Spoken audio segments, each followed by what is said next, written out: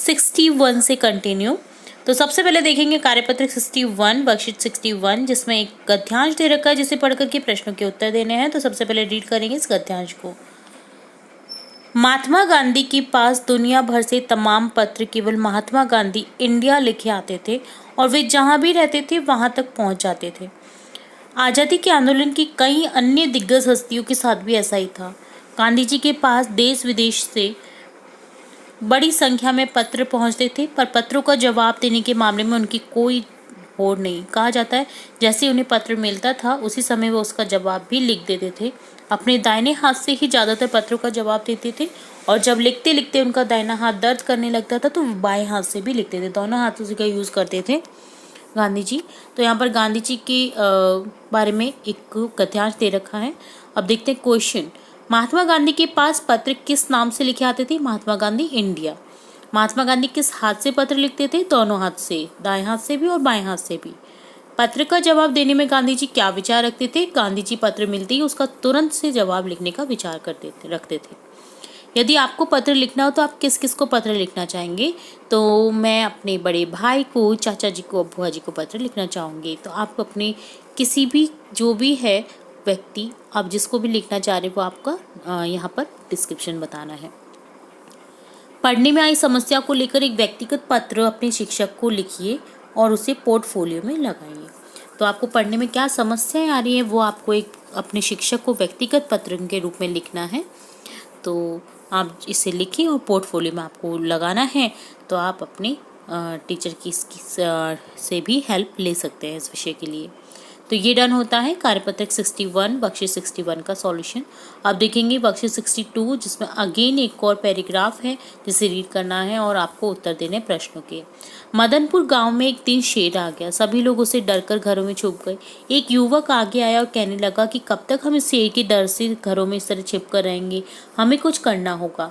सभी जानते थे कि शेर से लड़ना आसान नहीं है, लेकिन उससे पीछा छुड़ाना भी बहुत ज़रूरी है। अगले दिन सभी ने शेर को पकड़ने की योजना बनाई। लोगों ने मिलकर पेड़ पर एक जाल बांध दिया, एक बकरी को भी वहीं पर बांध दिया। कुछ देर बाद जाल को खींच दिया और शेर जाल में फंस गया। उसके बाद वन विभाग के सदस्यों को बुलाया और शेर को पुनः जंगल में छोड़ दिया गया। तो ये कहानी हमें शिक्षा देती है यूनिटी की भी। अगर आप यूनिटी नहीं है, आप में एकता नहीं है, तो आप अलग अलग अगर रहेंगे तो आप डर सकते हैं, बट अगर आप एक हो जाए तो आप किसी भी बुरे इंसान को हरा सकते हैं। तो यहाँ पर क्वेश्चन है, यदि शेर को नहीं पकड़ा जाता तो क्या होता है? लोग हमेशा डरे सहमे रहते। लोग शेर से डरे हुए क्यों थे? शेर उन्हें खा जाता। दिए गए वाक्य को पूरा कीजिए। जंगल का राजा कौन होता है? शेर। बहुरंगी पंखों वाला पक्षी होता है मोर। लंबी गर्दन वाला जानवर होता है ऊंट या जिराफ। ठीक है, पंक्तियाँ पूरी कीजिए। मुझे स्कूल का गृह कार्य करना है क्योंकि आज अध्यापिका जी जांच करेंगी। मुझे खेलना पसंद है क्योंकि खेलने से शरीर स्वस्थ रहता है। मुझे खाना खाना है क्योंकि मुझे भूख लगी है। तो आपको ये सेंटेंस कंप्लीट करने थे। नेक्स्ट है, शेर जंगल को छोड़कर गांव में क्यों आता होगा? शेर रास्ता भटक गया होगा और गांव में उसे खाने के लिए जानवर आसानी से मिल गए होंगे, इसलिए वो जंगल का रास्ता छोड़कर गांव में आया होगा। गांव वालों को शेर से बचाना हो तो आप क्या करेंगे? हम वन विभाग वालों को सूचित करेंगे एवं लोगों को घर के अंदर रहने की अपील करेंगे। तो ये डन होता है कार्यपत्रक 62 का सॉल्यूशन। अब देखेंगे कार्यपत्रक 63, जिसमें अगेन है हमें एक कविता पढ़नी है, जिसे आपको क्या करना है?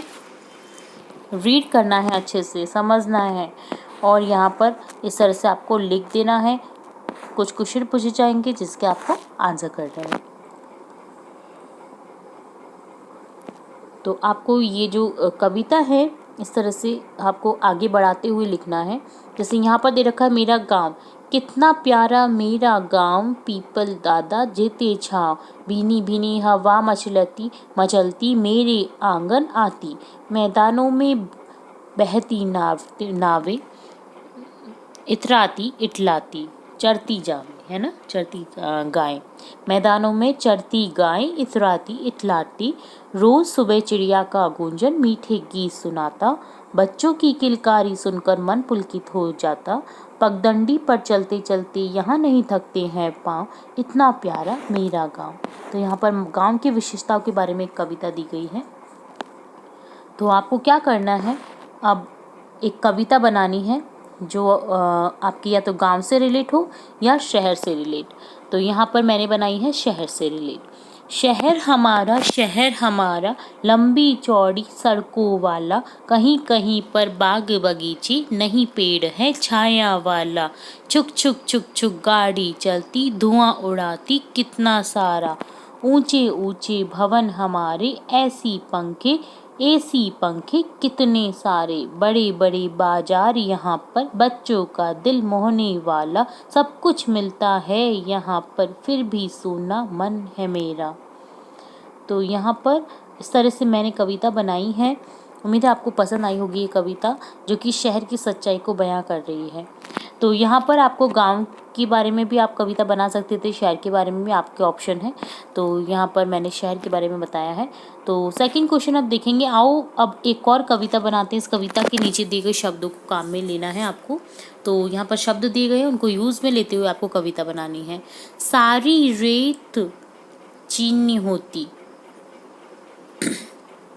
बड़ा मज़ा आता, बाग लगी आम की होती, बड़ा मज़ा आता। सारी रात अगर चीनी होती तो कितना मज़ा आता, और बाग में अगर आम के पेड़ लगे तो कितना मज़ा आता। इसी तरह शरबत के झरने होते, बड़ा मज़ा आता, हलवे का तालाब होता, बड़ा मज़ा आता, हर पर्वत बर्फी का होता, बड़ा मज़ा आता, खाने के बगीचे की होती, बड़ा मज़ा आता, घर पर लड्डू उगते, बड़ा मज़ा आता, 1 रुपए किलो मिलती मिठाई, बड़ा मज़ा आता, रुपए होते 5,000, बड़ा मज़ा आता। तो यहाँ पर इस तरह से आपको ये कंप्लीट करना था।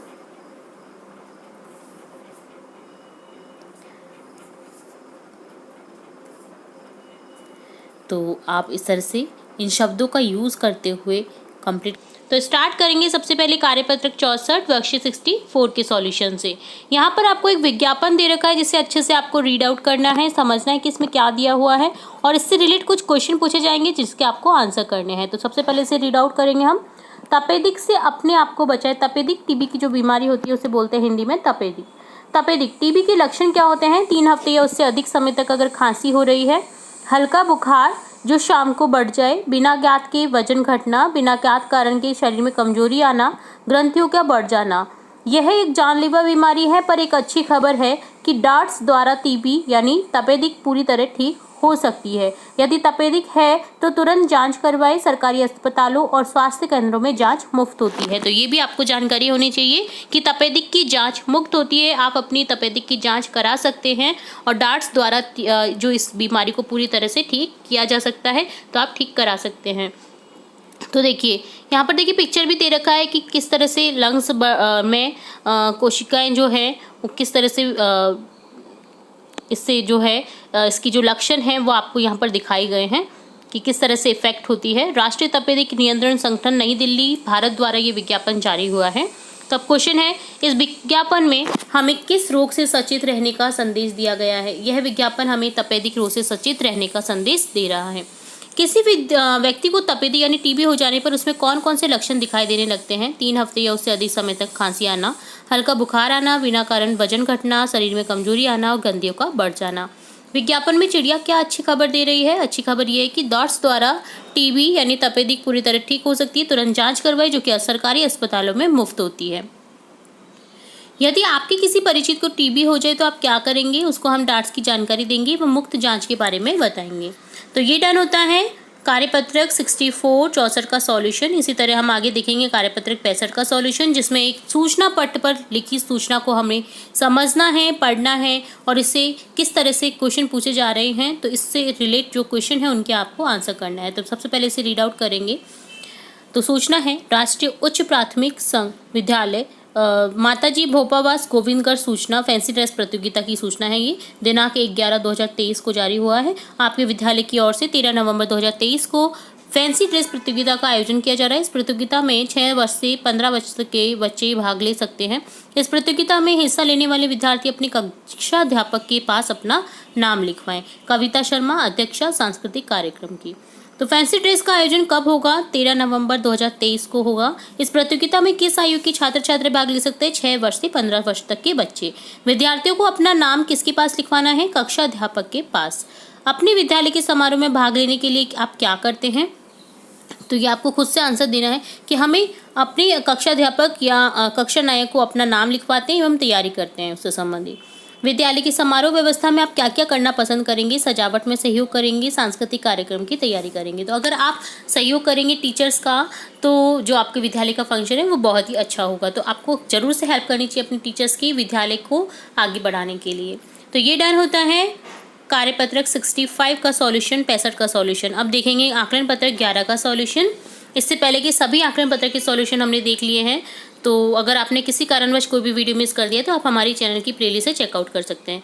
निम्नलिखित कहानी को पढ़कर दिए गए प्रश्नों के उत्तर दीजिए। यहाँ पर आपको एक कहानी दे रखी है जिसे रीड आउट करना है और इससे रिलेटेड कुछ क्वेश्चन पूछे जाएंगे जिसके आपको आंसर करना है। एक राजा था, उसने एक बंदर से बहुत प्यार था। उसने उस बंदर को अपने पास रख लिया। बंदर राजा की सब काम करता था। राजा जब सोता था तो वह पंखा करता। सबके समझाने पर भी राजा बंदर को दूर न करता। एक रात राजा सो रहा था। एक मक्खी बार बार राजा की नाक पर बैठने लगी। बंदर को मक्खी पर बहुत क्रोध आया। बंदर ने तलवार उठाई और मक्खी को मारने ही वाला था कि अचानक पहरेदार ने देख लिया। वह दौड़कर आया, बंदर से तलवार छीन ली। आवाज सुनकर राजा की नींद टूट गई। सारी बात पता चलने पर राजा ने बंदर को जंगल में छुड़वा दिया। अगर पहरेदार ने नहीं देखा होता तो हो सकता है कि उस तलवार से राजा की मृत्यु भी हो जाती। तो अब देखेंगे क्वेश्चन आंसर। बंदर ने तलवार उठाई मक्खी को मारने के लिए। पहरेदार बंदर से तलवार नहीं छीनता तो राजा की नाक काट देता, क्योंकि नाक पर बैठी थी मक्खी। बंदर का समानार्थी नहीं है कपि, मरकट। देखो कपि, कपिल से जो है शब्द कपि, ये कपि बंदर का समानार्थी है। मरकट भी है, वानर भी है। मनु नहीं है, मनु मनुष्य का होता है, ठीक है।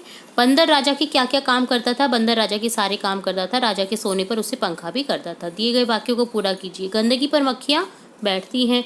राजा बंदर से बहुत प्यार करता था। मक्खी बार बार राजा की नाक पर बैठ रही थी।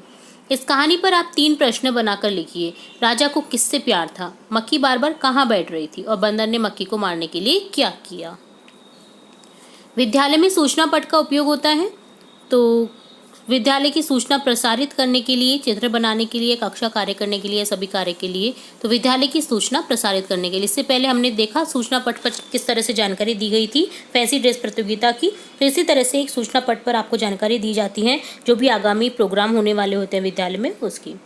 आप घर पर कौन कौन से कार्य करते हैं लिखिए। हम घर पर सफाई का कार्य करते हैं, बाजार से सामान लाते हैं, अपने कपड़े धोते हैं, वो प्रेस करते हैं।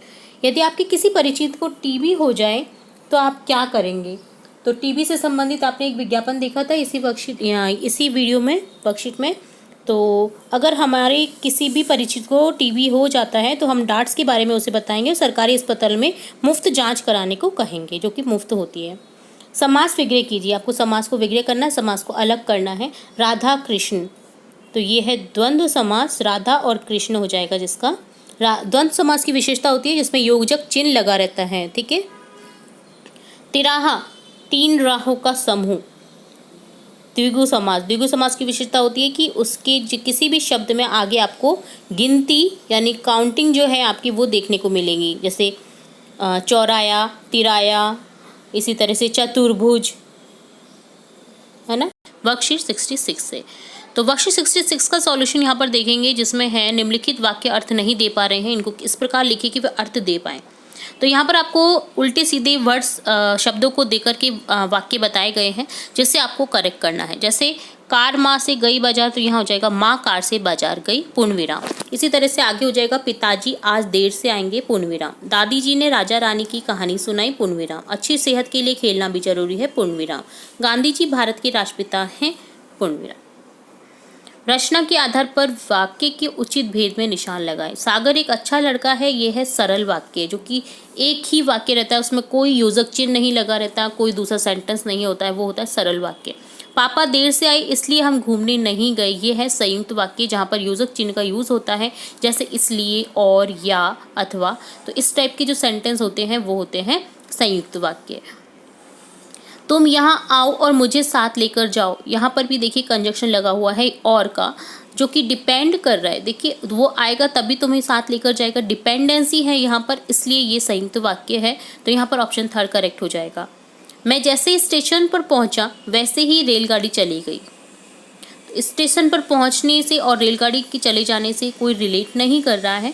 अगर आप पहुंच जाते तो मिल जाती, ठीक है। तो यहाँ पर जैसे वैसे ऐसे जो इस टाइप के जो सेंटेंस में दिखाई देते हैं अन्यथा, तो यहाँ होते हैं ये मिश्रित वाक्य, ठीक है। ये आपको ध्यान रखना है। तो इस तरह से आपने देखा वाक्य के 3 रूप यहाँ पर, सरल वाक्य, संयुक्त वाक्य और मिश्रित वाक्य। नेक्स्ट है, नीचे लिखे वाक्यों के सामने उनका नाम लिखिए। इस शहर में शांति रहती है। सिंपल सेंटेंस है, सरल वाक्य है। प्रातःकाल हुआ और पक्षी चहचहाने लगे, और का यहाँ यूज हुआ है क्योंकि प्रातःकाल होने से और पक्षी के चहचहाने से संबंध है, तो यहाँ ये संयुक्त वाक्य है। जो कर्मवीर होते हैं वे कभी मुसीबतों से नहीं डरते हैं, तो यहाँ पर ये मिश्रित वाक्य है। तो ये डन होता है वर्कशीट 66 का सॉल्यूशन। अब देखेंगे कार्यपत्रक 67 वर्कशीट 67 का सॉल्यूशन।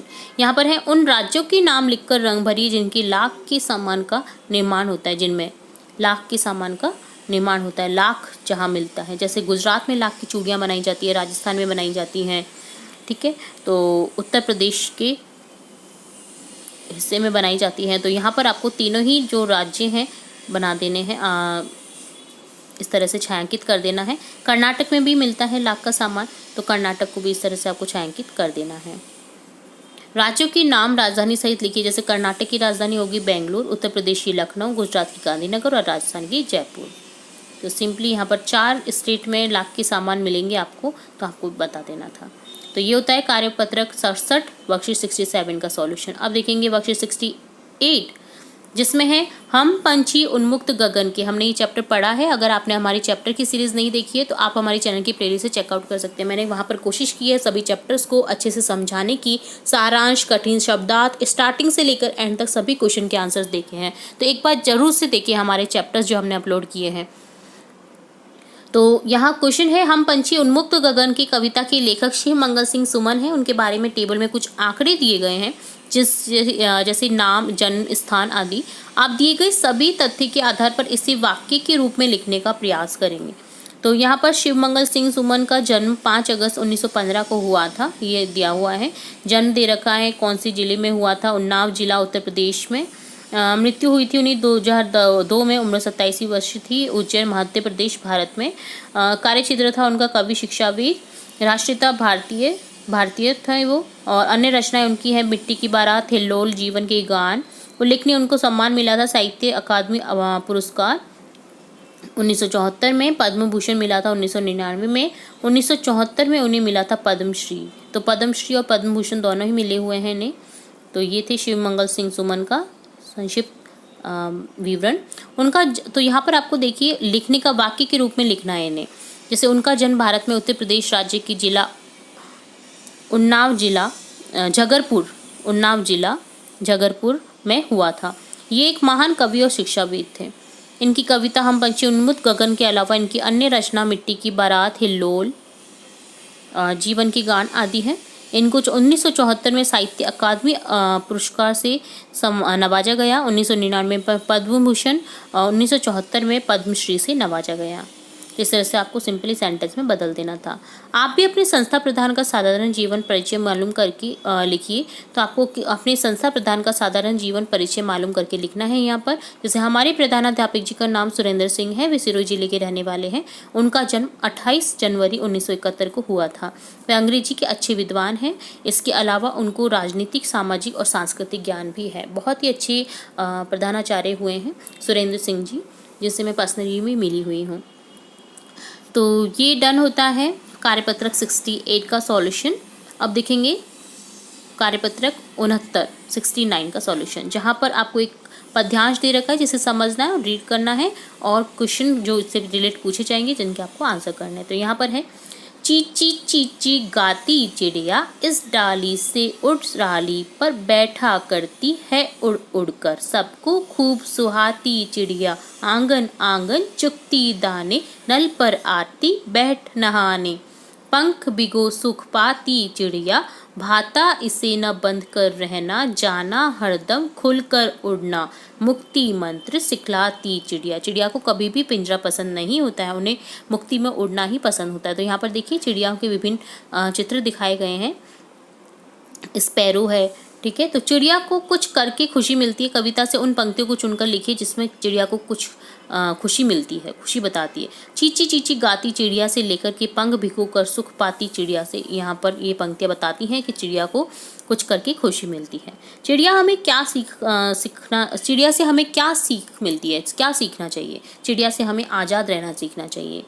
चिड़िया कभी बंधन में नहीं रहती है, ये बताने वाली पंक्तियाँ चुनकर लिखिए। भाता इसे न बंद कर रहना, जाना हरदम खुलकर उड़ना, मुक्ति मंत्र सिखलाती चिड़िया। तो ये पंक्तियाँ बताती हैं कि चिड़िया को कभी बंधन पसंद नहीं है। चिड़िया को लेकर कई सारी कविताएं, कहानियाँ मशहूर हैं। तुम्हें जो अच्छी लगती है उसके कुछ अंश बताइए। एक, चिड़िया के बच्चे चार घर से निकले पंख पसार, पूरब से पश्चिम को आए, उत्तर से दक्षिण को आए, घूम घाम कर घर को आए। तो यहाँ पर कोई भी आप कविता यहाँ पर लिख सकते हैं। तो ये डन होता है वर्कशीट 69 का सॉल्यूशन। अब देखेंगे वर्कशीट 70 कार्यपत्रक 70 का सॉल्यूशन, जिसमें आपको एक पठन सामग्री दे रखी है जिससे आपको पढ़ना है और इससे रिलेटेड कुछ क्वेश्चन है वो आपको बताने हैं। तो यहाँ पर है निम्नलिखित गद्यांश को पढ़कर उनका सार उपयुक्त शिक्षक लिखिए। तो गद्यांश शिक्षा का वास्तविक अर्थ प्रयोजन व्यक्ति को व्यवहारिक बनाता है, न कि शिक्षित होने के नाम पर अहम और गर्व का हाथी उसके मन मस्तिष्क को बांध देना। हमारे देश में स्वतंत्रता प्राप्ति से जो शिक्षा नीति पद्धति चली आ रही है वह लगभग 100 साल पुरानी है।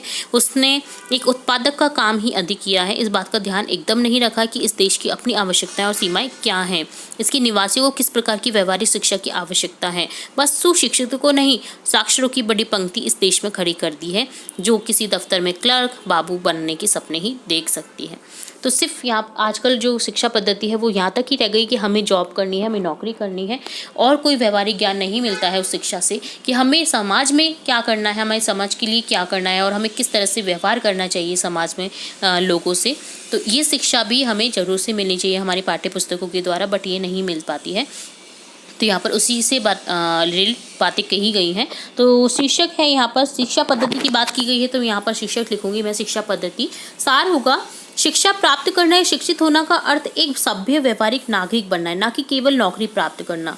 अगर नौकरी मिल गई है और वो बेईमान है तो क्या मतलब ऐसी नौकरी का, वो आपको भी परेशान करेगा। तो फिर व्यवहारिक एक नागरिक जो बनता है ना, और जो अपने पद को अच्छे से संभाल सकता है, अपने पद को जानता है कि मुझसे क्या करना चाहिए और एक्चुअल में उसकी ड्यूटी क्या है, अगर ऐसा सब करने लग जाए तो इस देश में कभी भी कोई भी आदमी परेशान नहीं रहेगा किसी भी चीज़ से रिलेट करके। देश में नैतिकता लाने वाली शिक्षा की आवश्यकता है। तो यहाँ पर आपको सार लिखना था। अगला है भारत एक महान देश है, उत्तर दिशा में हिमालय पर्वत भारत की ऊंचाई प्रकट करता है। इससे निकलने वाली गंगा यमुना आदि नदियाँ भारत भूमि को जलदान देती है। खेती सोना उगलती है, वन उद्यान फूल फललताओं से लहरा जाते हैं। हिमालय की चोटियाँ में हिमालय की घाटियों में जड़ी बूटी होती है जो हमारे रोग को दूर करने के काम आती है। भारत की भांति ही हिमालय विशाल है, अटल है, अमर है। हिमालय भारत का एक पर्वत नहीं, स्वयं भारत है। हम सब उसकी ऋणी हैं क्योंकि हिमालय बहुत रिलेट करता है भारत को। हिमालय है तभी भारत आज सही है, भारत की स्थिति सही है। तो यहाँ पर इसका शीर्षक हो जाएगा हिमालय की बातें कही गई हैं, तो यहाँ हो जाएगा हिमालय की महिमा। और सार लिखेंगे भारत के उत्तर में हिमालय पर्वत से अनेक नदियाँ निकलती है जो पूरी भारत भूमि को जल प्रदान करती हैं, जिससे हरियाली व धनधान्य में वृद्धि होती है। इसके अलावा भारत जो हिमालय दुर्लभ जड़ी बूटियों का भंडार भी है। तो यहाँ पर इस तरह से आपको सार लिखना था और शीर्षक लिखना था गद्यांश के। तो ये होता है कार्यपत्रक 70 का सॉल्यूशन। साथ ही हमने देखा सबसे पहले कार्यपत्रक 71 का सॉल्यूशन देखेंगे। तो यहाँ पर एक संवेदनशील जो मुद्दा होता है, संवेदनशील मुद्दा, उसे पढ़कर किस तरह से आपको समझना होता है, अनुभव शेयर करने होते हैं, वो यहाँ पर देखेंगे। जैसे एक अखबार की एक कतरन का पिक दिया हुआ है, देखिए। सरिस्का से दौसा पहुँच गया टाइगर, अफसरों को पता ही नहीं चला। एक घटना हुई थी जबकि जो सरिस्का बाग अभ्यारण्य था वहाँ से दौसा पहुँच गया था टाइगर 30 किलोमीटर दूर, और अफसरों को पता ही नहीं चला था। तो उसी के बारे में यहाँ पर न्यूज़ दे रखी है। अलवर टहला से ये न्यूज़ है। सरिस्का अभ्यारण्य से निकलकर एक बाघ करीब 30 किलोमीटर दूर दौसा की रतनपुर तक पहुँच गया। हैरानी की बात यह है कि 5 करोड़ की थर्मल पैसिंग कैमरों, वन विभाग की निगरानी टीम और मॉनिटरिंग कंपनी और अधिकारी को इसका पता ही नहीं चला। रतनपुरा निवासी ने रेंजर को सूचना दी। सरिस्का से आनन फानन में टीम मौके पर पहुंची और वहां के जो बाघ के जो पगमार्क हैं वो मिले उन्हें, और बाघ कौन सा है ये देर रात तक वन अधिकारी को पता नहीं चला। तो टाइगर कहाँ से कहाँ तक पहुंच गया था? सरिस्का से दौसा। टाइगर की पहुंचने का पता किसे नहीं चला? अफसरों को। सरिस्का जाना जाता है अभ्यारण्य के लिए। टाइगर की सूचना किसके द्वारा दी गई? रतनपुरा के निवासी ने। क्या टाइगर सरिस्का वापस आया होगा? यदि हाँ तो कैसे? सोचकर लिखिए। सरिस्का टीम ने उसे पकड़कर पिंजरे से सरिस्का में लाया होगा। यह समाचार कहाँ का है? ये समाचार अल्बर्ट टहला का है। आप अपने विद्यालय की बाल सभा का समाचार बनाइए। तो यहाँ पर आपको समाचार बनाना है, जैसे राजकीय उच्च प्राथमिक विद्यालय में प्रातः 11 बजे से बाल सभा का आयोजन प्रधानाध्यापिका की सानिध्य में किया जाएगा। तो इस तरह से ये डन होता है कार्यपत्र 71। अब देखेंगे कार्यपत्र 72, जहाँ पर क्वेश्चन है, हम अक्सर कार्य को टालते रहते हैं। क्या आपने सोचा ऐसा क्यों होता है? कार्य को टालने या समय से न करने पर क्या क्या हानियां हो सकती है? आइए सोचिए व लिखिए। तो कार्य टालने के कारण, आलस के कारण, उस कार्य में रुचि नहीं होने के कारण, शारीरिक स्वस्थता नहीं होने के कारण, उस कार्य को ठीक से नहीं करना आता है, ये कारण हो सकता है। समय के प्रति व कार्य के प्रति लापरवाही के कारण। तो यहाँ पर कार्य टालने से हानियाँ हो जाएंगी, जैसे समय पर कार्य नहीं होता है, कार्य इकट्ठा हो जाता है, कार्य नहीं होने से उसका फल नहीं मिलता है, कार्य नहीं करने के कारण दंड मिल सकता है, कार्य पूर्ण नहीं होने से अन्य कार्य भी प्रभावित होते हैं। तो ये डन होता है कार्यपत्रक 72। अब देखेंगे कार्यपत्रक 73, जहाँ पर है, एक पाठ्य पुस्तक में बदलू काका की कहानी पढ़ी है आपने, लाख की चूड़ियाँ जो बनाता था। तो इस तरह आप अपने शब्दों में गांव व शहर के किसी परिचित कारीगर की एक छोटी सी कहानी बनाकर लिखिए। तो हमारे गांव में एक कुम्हार जो कि मिट्टी के बर्तन बनाता है, वह काका बताते हैं कि पहले शादी विवाह या अन्य भोज में केवल मिट्टी के बर्तन उपयोग में लिए जाते थे, जिससे उनके बनाए कुल्हड़, सकोरी यानी कटोरी इत्यादि आदि अधिक मात्रा में बिकते थे। लेकिन धीरे धीरे इनकी जगह कागज और प्लास्टिक के बर्तनों ने ले ली है, जिससे उनका व्यवसाय संकट में आ गया है। उनके द्वारा बनाए गए बर्तनों से पर्यावरण प्रदूषण व कचरा नहीं होता है, लेकिन प्लास्टिक के बर्तनों से कचरा व पर्यावरण प्रदूषण, जल प्रदूषण, भूमि प्रदूषण, वायु प्रदूषण फैल रहा है। परंतु लोगों को चमक दमक व सस्ती चीज़ें उपलब्ध हो जाती हैं, जिसके कारण वे इन प्रदूषणों पर ध्यान नहीं देते हैं। तो यहाँ पर आपको अपनी एक जो भी परिचित कारीगर है उसकी छोटी सी कहानी यहाँ पर लिखनी थी। तो ये डन होता है कार्यपत्रक 73। अब देखेंगे कार्यपत्रक 74, जहाँ पर है व्यवहारिक व्याकरण देखेंगे हम, संधि शब्दों को पहचानना और प्रयोग कर पाना। जैसे रामधन अवतार हो जाएगा रामावतार। दिग् संधि का एग्जाम्पल है कपिधन ईश कपीश, ये है संधि जिसमें ई और ई बड़ा ई बन गया है, ठीक है। तो इसी तरह से ऊपर दो शब्दों को मिलाने से नए शब्द बने हैं, इसी प्रकार आप भी दो शब्दों को मिलाकर नए शब्द बनाए, जैसे धन धन अर्थ धर्मार्थ, सुरधन इंद्र सुरेंद्र, परधन उपकार परोपकार, लघुधन ऊर्जा लघुर्जा, भोजन धन आलय भोजनालय, गुरुधन उपदेश गुरुपदेश, ईथा धन इष्ट यथेष्ट, विद्याधनालय विद्यालय। शुद्ध संधि रूप के आगे आपको निशान लगाना है, जैसे राजर्षि, राजर्षि होता है, राजर्षि नहीं होता, ये तो गलत है। मत धन एक के मत एक के सही है। कविधन इंद्र कविंद्र गलत है। देवधनालय देवालय सही हो जाएगा। राजधन जैसे जो राजधन ऋषि है ना, यहाँ पर देखिए राजर्षि सही हो जाएगा। मत्स्य हो जाएगा, यहाँ पर कविंद्र हो जाएगा, बड़ी ई की मात्रा आ जाएगी। और देवालय में देवालय सही हो जाएगा। तो जहाँ जहाँ आपको सही लिख रहा है वहाँ पर सही का निशान लगा देना है। अब अपनी पाठ्य पुस्तक से इस प्रकार के शब्द जो दो शब्दों से मिलकर बने हों छांटे व उन्हें अलग अलग शब्दों में लिखिए। जैसे संग्रधनालय संग्रहालय का हो गया, पाठशाला का हो गया पाठधनशाला शाला। इसी तरह से विद्यालय का हो जाएगा विद्याधनालय, अनाथालय का हो जाएगा अनाथनालय, रामायण का हो जाएगा रामधन अयन, सुरेंद्र सुरधन इंद्र। देखिए रामायण में अयन को ध्यान रखिएगा, यहाँ पर नए लिख देते हैं, जबकि नए होता है वो नए में बदल जाता है संधि के बाद। यद्यपि में हो जाएगा यदि धन अपि, संगति में हो जाएगा समधन गति। तो यहाँ आपने देखा संधि के प्रयोग कर पाना। तो ये कार्यपत्रक 74 डन होता है। अब देखेंगे कार्यपत्रक 75। तो यहाँ पर क्वेश्चन है, कविता को पढ़कर दिए गए प्रश्नों के उत्तर देने हैं। सच है विपत्ति जब आती है कायर को ही दहलाती है, सुरमा नहीं विचलित होते, क्षण एक नहीं धीरज खोते, विघ्नों को गले लगाते हैं, कांटों में राह बनाते हैं। ऊपर लिखी कविता का उच्च शीर्षक लिखिए सुरमा और कायर, क्योंकि सुरमा और कायर की बात हो रही है यहाँ पर। विपत्ति आने पर कौन विचलित नहीं होते? विपत्ति आने पर सुरमा विचलित नहीं होते, बहादुर, बहादुर अर्थात सुरमा। विघ्नों को गले लगाते हैं, पंक्ति के भाव अपने शब्दों में लिखिए। जो शूरवीर व्यक्ति होते हैं वे कठिन परिस्थितियों में घबराते नहीं है, वरन उनका सामना करते हैं। नीचे लिखे शब्दों का प्रयोग अपने वाक्य में कीजिए। दहलाती, शेर की आवाज़ दिल को दहलाती हुई जंगल में गूंज रही थी। विपत्ति, विपत्ति के समय अपनी पराई की पहचान होती है। धीरज, दुख आने पर हमें धीरज रखना चाहिए, यानी धैर्य रखना चाहिए। क्षण, किसी कार्य की सफलता के लिए एक क्षण ही पर्याप्त होता है। इसी भाव की कोई दूसरी कविता का संकलन कर अपनी अभ्यास पुस्तिका या पोर्टफोलियो में लिखिए, तो आपको वो लिखना है। तो ये डन होता है आपका कार्यपत्र 75। यहाँ हमने देखा कार्यपत्र 75। देखेंगे कार्यपत्र 76 से कंटिन्यू। तो सबसे पहले कार्यपत्र 76 76 का सॉल्यूशन देखेंगे, जिसमें है एक चित्र जिसे आपको देखना है और कुछ सवालों के आंसर्स करने हैं जो इससे रिलेट है। तो देखिए ये एक बालिका है जो घर का काम कर रही है, यानी कि खाना पका रही है। तो समाज में तुमने ऐसा दृश्य कहाँ कहाँ देखा है? क्या इस उम्र की बच्ची को विद्यालय न जाकर कामकाज ही करना चाहिए? अपने विचार कारण सहित लिखिए। ऐसा दृश्य झुग्गी झोपड़ी में रहने वाले लोगों में देखा है। इस उम्र की बच्ची को विद्यालय जाकर पढ़ाई करनी चाहिए ताकि इसका भविष्य सुधर सके। तो ये काम कर रही है। तो प्लीज़ पेरेंट्स, अगर कोई भी बच्चा कोई भी झुग्गी झोपड़ी में रहता है, जो बच्चा देख रहा है कि अगर आपकी बहनें, छोटी बहन, बड़ी बहन अगर इस तरह का काम कर रही है, तो प्लीज़ उन्हें स्टॉप करें और उन्हें विद्यालय अपने संग में लेकर जाएं। तो और अपने पेरेंट्स को भी दिखाएं कि प्लीज़ उन्हें पढ़ाएं, ना कि घर घर का काम कराएं। ठीक है, तो यहाँ पर इस तरह से आपको पिक्चर्स के अकॉर्डिंग लिखना था। तुम्हारे घर में ज़्यादातर कार्य कौन करता है? यदि महिलाएं सारा कार्य करती है तो ये क्या उचित है? हमारे घर में हमारी मम्मी ही ज़्यादातर कार्य करती है, पर यह अनुचित है। घर के सभी सदस्यों को काम में हाथ बटाना चाहिए। जैसे आप बहुत सारी चीज़ें कर सकते हैं मम्मा के लिए। चाय बना सकते हैं, दूध बना सकते हैं, दूध गर्म कर सकते हैं, सब्जी में कटवाने में हेल्प कर सकते हैं। ज़रूरी नहीं है कि लिखा रखा है कि मम्मा ही काम करेगी, नहीं, आपको भी काम करना चाहिए, मम्मा का हाथ बटाना चाहिए, ताकि आपकी संग संग में मम्मा को भी आराम मिल सके। ठीक है, महिलाओं को काम कम करना पड़े, इसके लिए हमें क्या करना चाहिए? महिलाओं को काम कम करना पड़े, इसके लिए हमें समाज की सोच में परिवर्तन लाना होगा, क्योंकि पुरुष सोचते हैं कि केवल महिला को ही ये काम करना चाहिए, चाहे वो कमाने भी जाती है। अगर कमाने भी जा रही है तो भी महिला खाना बना रही है, नहीं कमाने जाती तो भी महिला खाना बना रही है, तो ये गलत है। अगर कमाने जाती है तो घर में उसके सारे काम जो है उसे हिस्से के बांट देने चाहिए, या काम वाली बाई लगा देनी चाहिए, है ना। और अगर नहीं कमाने जाती है फिर भी आप उसके कामों में हेल्प करें, ताकि वो पूरे दिन थकावन ना महसूस हो, उसे आराम मिल सके थोड़ा सा।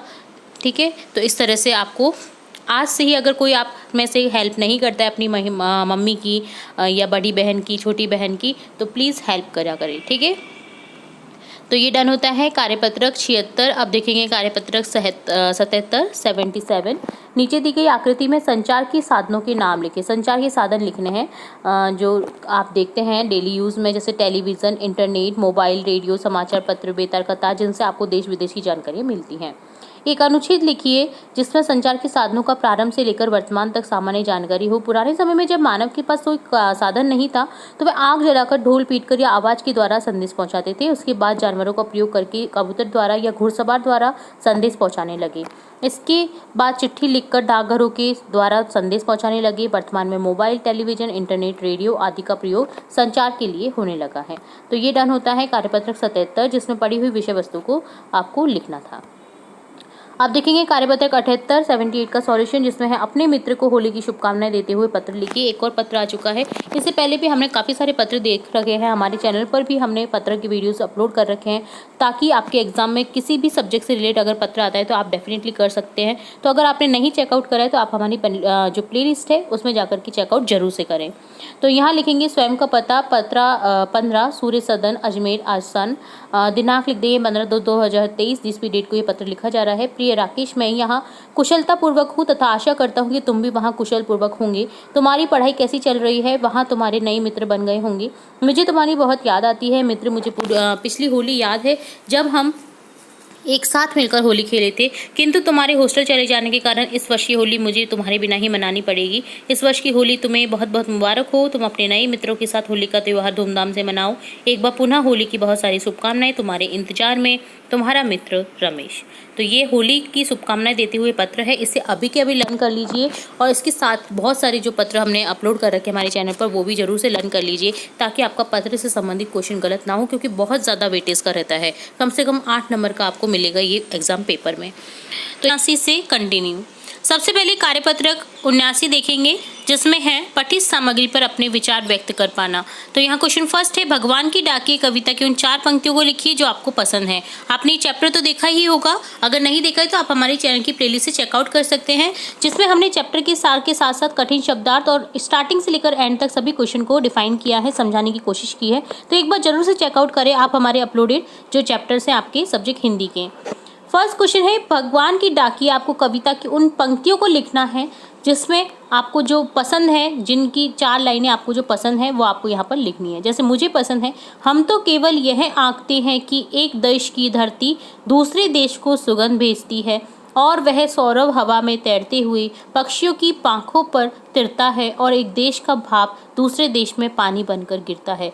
तो ये कितनी अच्छी बातें कही गई हैं। जहाँ पर हम बाउंड्रीज, हमारे देशी सीमाओं पर लड़ते हुए नज़र आते हैं, तो वहाँ पर पास में ही जो पौधा है, जो सुगंध वाला पौधा है, वो उस सीमा के उस पार उस सुगंध को भेजता है। यहाँ पर जो भाप बनती है वो वहाँ पर जाकर के बारिश में बदल सकती है, वहाँ की जो भाप है वो यहाँ पर बारिश में बदलती है। तो क्यों लड़ा जाता है, क्यों लड़ते हैं? तो यहाँ पर इस चीज़ को बहुत डिफाइन किया गया है बहुत अच्छे से। तो ये मुझे लाइन बहुत अच्छी लगती हैं। सेकंड क्वेश्चन है, बताइए ये पंक्तियाँ आपको क्यों पसंद है? तो इन पंक्तियों में भाव है कि प्रकृति देश विदेश में भेदभाव नहीं करती। एक देश में जो सुगंध है वह दूसरे देश में पहुँचती है। एक देश में बनी भाप, पानी की भाप दूसरे देश में पानी के रूप में बरस जाती है। तो प्रकृति ने भेदभाव नहीं किया है, जो बनाया है वो मनुष्य ने बनाया है, सीमाएं मनुष्य ने बनाई हैं और उसी के कारण आज जो लड़ाई हो रही है वो लड़ी जा रही है। भगवान की डाकियों की लाई चिट्ठियों को कौन पढ़ते हैं तथा इनमें क्या संदेश बढ़ते हैं? तो पक्षी और बादलों द्वारा लाई चिट्ठियों को मनुष्य के अलावा प्रकृति के विभिन्न अंग, पेड़ पौधे, तालाब, नदियाँ, सागर और पहाड़ पढ़ते हैं तथा प्रेम, सद्भाव, एकता व भाईचारे का संदेश पढ़ते हैं। आपने देखा पक्षियाँ, जैसे बहुत ऐसे पक्षी होते हैं, प्रवासी पक्षी, जो एक देश से दूसरे देश में बेहिचक जाते आते हैं। तो वो एक तरीके से इस जो कविता है इसमें भगवान के डाके का रूप बताया गया है पक्षियों को। इसी तरह से बादल देखिए, एक देश से दूसरे देश में जाते हैं तो उन्हें तो कोई रोकने वाला नहीं होता है, वो अपने स्वतंत्र विचरण करते हैं। तो यहाँ पर ये भगवान के डाके के रूप में है, जहाँ बस एक मनुष्य ही है जो लड़ता है आपस में बाउंड्रीज के लिए, सीमाओं के लिए, पर जो प्रकृति है वो नहीं लड़ती है, वो अपनी हर जगह को एक समान मानती है। तो यहाँ पर ये जो चिट्ठियाँ हैं उनको बताया गया है, जैसे तालाब, नदियाँ, सागर, पहाड़, पेड़ पौधे। ज़रूरी नहीं है कि हमारे देश में जो नदी बहती है वो दूसरे देश में नहीं जाती है, दूसरे देश में भी बहकर निकलती है, तो उससे तो कोई नहीं रोकता। बट जो मनुष्य हैं वो लड़ते रहते हैं आपस में। तो यहाँ पर इन्हीं चीज़ों को जो है चिट्ठियों को पढ़ने वाला बताया गया है, भगवान के डाके के रूप में बताया गया है। तो ये डन होता है कार्यपत्रक 79 का सॉल्यूशन। आप देखेंगे कार्यपत्रक 80, जिसमें है एक पद्यांश जिसे पढ़ना है और लिखे गए प्रश्नों के उत्तर देने हैं। आ रही रवि की सवारी, नव किरण का रथ सजा है, कली कुसुम से पथ सजा है, बादलों से अनुचरों ने, स्वर्ण की पोशाक धारी, आ रही रवि की सवारी, विहग बंदी और चारण कर रहे कीर्ति गायन, छोड़कर मैदान भागी तारकों की फौज सारी, आ रही रवि की सवारी, आ रही रवि की सवारी। तो यहाँ पर ऊपर लिखी कविता को एक शीर्षक देना है, जो कि हो जाएगा जैसे रवि की सवारी के बारे में बताया गया है। ठीक है, रवि की सवारी यानी रवि, यहाँ पर सूरज को बताया गया है, सूरज की सवारी यानी सूर्योदय। विहग बंदी और चारण किसका गुणगान कर रहे हैं? सूरज का। विहग पक्षी का पर्यायवाची है, तो यहाँ पर वो उसी का गुणगान कर रहे हैं। पक्षी चहचहाने लगते हैं सूर्योदय होते ही। आपने उगते हुए सूर्य को अवश्य देखा होगा। उगते हुए सूर्य की आभा व दृश्य का अपने शब्दों में वर्णन कीजिए। जब सूर्य उगता है तब आकाश का रंग सुनहरी लाल हो जाता है, वह सूर्य लाल फल या गेंद की तरह दिखाई देता है। रवि की पर्यायवाची लिखें। तो यहाँ पर रवि के पर्यायवाची लिखेंगे सूर्य, दिनकर, प्रभाकर, सूरज, भास्कर। अनुचर में है अनु, धन, चर, आदेश के अनुसार आचरण करने वाला सेवक। आप भी नीचे दिए गए शब्दों को इसी प्रकार स्पष्ट कीजिए। नभचर, नभ धन चर, नभ में विचरण करने वाला पक्षी। जलचर, जल धन चर, जल में रहने वाला जैसे मगर। निशाचर, निशा धन चर, रात को विचरण करने वाला जैसे चमगादड़। ठीक है, तो इस तरह से यहाँ पर आपको स्पष्ट करना था। तो आप शब्द भी लिख सकते हैं, यहाँ पर मैंने शब्द नहीं लिखे हैं बट मैंने बोल के बताए हैं, तो आप उन्हें नोट डाउन कर सकते हैं। तो ये डन होता है कार्य